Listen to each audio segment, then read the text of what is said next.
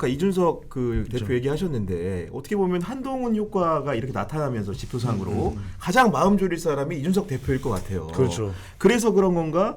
이준석 대표가 이번 주말에 강서로 간답니다.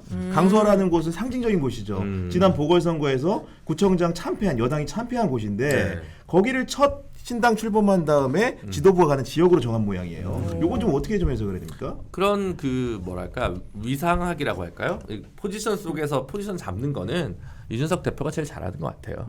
그러다 보니까 저희도 말하자면 범 제3지대 있잖아요. 저희는 제3지대 통합 물결이랑은 상관없는데 이제 양당이랑은 좀 거리가 있으니까. 근데 거기서 지금 어쨌든 이준석 신당으로 넣으면 여론조사 그가 상대적으로 제일 많이 나오잖아요. 그러니까 거기에 대해서는 이준석 대표의 영민한 어떤 정치적 기회 이런 걸 제가 뭐 무시할 수는 없다고 봅니다. 다만 지금 그 계속 지금 얘기가 파열음이 들리잖아요. 이른바 낙준연대가 될 거냐 말 거냐. 결론은 그거죠. 합쳤을 때 제3당으로서 수도권에서 3자 구도 속에서 당선될 지역구 후보가 있느냐. 이게 지금 문제가 되는 거거든요. 합치면 비례대표 지지율은 빠져요. 근데 합치면 비례의석을 나눠 가져야 될 플레이어는 늘어요. 자기 몫은 줄어요. 그럼 제일 몫이 줄어들 수 있는 것은 개혁신당 쪽이에요. 지지율이 단독으로 했을 때 제일 높으니까. 근데 이걸 상쇄하려면 지역 3번을 어떻게든 7명의 이상 죽기를 해서 정의당을 제치고 3번이 된 다음에 지역구도에서 당선이 돼야 되는데 영남이나 호남을 안 합쳐도 돼요. 이낙연 신당이다 이준석 신당이다 따로 합친다고 크게 달라질 게 없어요. 그러면 합쳤을 때 효과는 수도권이죠. 근데 수도권에서 특별히 이제 나의 후보가 있냐 없냐. 그러니까 지금 이 돌풍을 만들려면 수도권에서 조금 더 바람을 불어야겠구나. 바람을 불어 넣어야겠구나. 이런 의미에서 약간 그쪽으로 포지션을 잡은 게 아닌가. 네. 저는 그렇게 봅니다. 근데 데이터상으로 보면은 좀 흥미로운 걸 하나 발견할 수 있는 게 30대에서 그래도 경쟁력을 보이는 게 이준석 신당이에요. 근데 국민의힘도 30대에서 별 효과가 없죠. 예. 또 이재명 대표나 민주당도 인기가 없어요. 30대가 약해.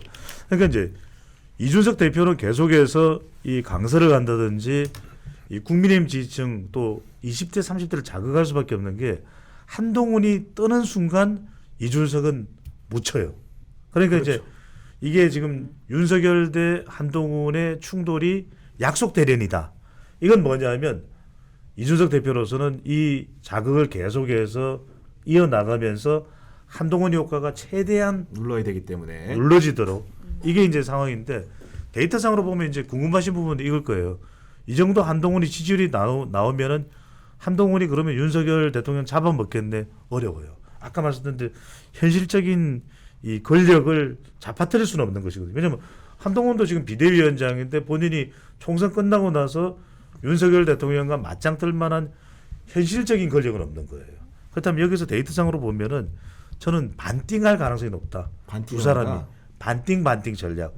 완전히 윤석열이 한동훈이 무너지는 꼴도 안 되고 그렇다고 해서 한동훈이 윤석열 대통령에게 쫓겨나는 상황도 안 되고 그러면 김건희 여사 관련된 부분을 대담이 됐던 좀 정리를 하고 그 다음에 이 공천이 이제 문제잖아요. 김경준의 마리 앙뚜아네트나 쇼펜하우 이런 게 논란이 되니까 한동훈이 원하는 일종의 한심 쪽으로 갈 수 있는 시스템 공천을 한 절반가량 허용하고 그 다음에 영남은 물갈이해야 된다는 이런 여론도 그렇습니다. 그러니까 이른바 윤심의 대통령실 이른바 낙하산 공천의 그 전략 공천 이 부분을 좀 또 인정해주고 이런 반띵 상황으로 갈 가능성이 없지 않습니까? 그 이재명 대표 입장에서는 또 네. 생각을 해보면 네. 사실은 김건희 여사 이슈를 통해서 윤석열 대통령과 대결 구도를 하는 게 선거를 치르기 좋은 방법이라 생각을 할 것 같은데 네. 이처럼 한 위원장이 힘을 얻게 되면 그리고 양자 만약 한동훈 대 이재명이 되면 유리한 점이 많나요? 불리한 점이 많을까요? 아무래도 조금 불리할 텐데 그럼에도 불구하고 이거는 결국은 그러니까 정권 말이 됐을 때 총선을 이긴 사례는 여당이 총선을 이긴 사례는 아까 말씀하신 그 2012년밖에 없잖아요. 그러니까 나머지는 다 심판 선거로 간 거예요.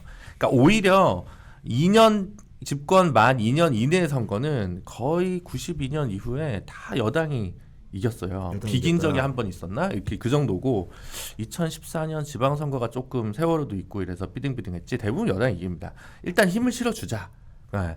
근데 이게 좀 애매한데 2년 1개월 됐을 때 선거예요. 3년 아, 차. 이게 또 묘하게 3년 차다. 묘하게. 네. 3년 차는 늘 이제 갈리는 거거든요. 근데 이거는 너무 국정 운영이 지금 안 좋다 보니까 심판 선거고 심판 선거도 사실은 저는 솔직히 그렇습니다. 뭐 지금 저는 뭐 민주당의 원내 과반 의석은 이미 솔직히 말씀드려서 저는 결정됐다고 단독으로 봅니다. 결정됐다고 봅니다. 원내 과반. 원내 과반. 원내 과반은 결정됐다고 봅니다. 문제는 그 이상을 어떻게 할 거냐의 문제라고 좀 생각을 하는 거고요.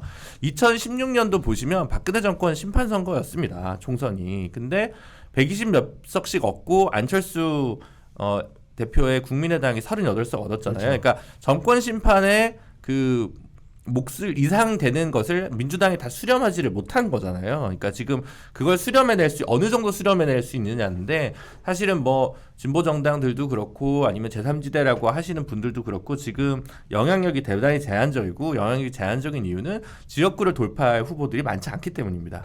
그렇다 보니까 이거는 어차피 다 합쳐서 한 30석을 넘기는 쉽진 않아 보이고요. 네. 예, 그런 상황이라고 한다면 사실은 특별한 그 지금 움직임이 없는 이유가 민주당이 저는 약간의 부자 몸조심을 하고 있는 거 아닌가. 아, 부자 몸조심이다. 라는 생각이 그런 걸 들고 얘기하는 거다. 다만 이런 고민을 하겠죠. 아주 솔직하게 얘기하면 이걸 다 이렇게 저렇게 합치고 합쳐서 우리가 200석을 잡을 수 있다면 욕심을 내보겠는데 아무리 계산해도 그건 쉽지가 않거든요.